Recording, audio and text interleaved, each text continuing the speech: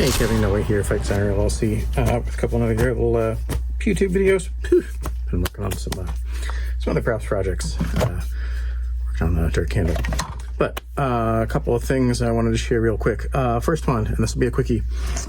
So one of the issues that I have sometimes when I'm trying to do like tactical setups is that you end up with all of these pouches, and the pouches can be empty, which is a bit of a pet peeve because it shows that it's just like a cheap quickie costume and nobody's actually paying attention to the functionality of it.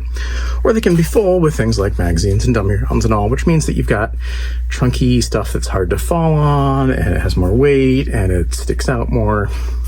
So I found I've been stuffing with bits of foam, just closed cell foam, stuff like that, just to give it a little bit of filler. But here's another use for these cheap rubber mag covers. Now these were made to go over old style AR magazines and give them sort of a PMag Ranger pole kind of thing.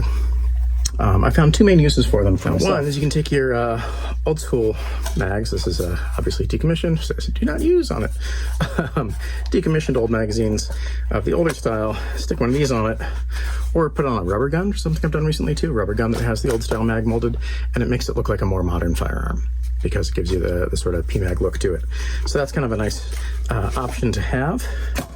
But the other is that if you got your cheap foam that you're sticking in there as a pocket stuffer, this is still soft and rubber. So now you've got something you can stick in your ammo pouches on your tack vest that is still soft to fall on, relatively, right? It's still rubber, but if it shows, it'll look a lot better. So that's pretty darn awesome, I think.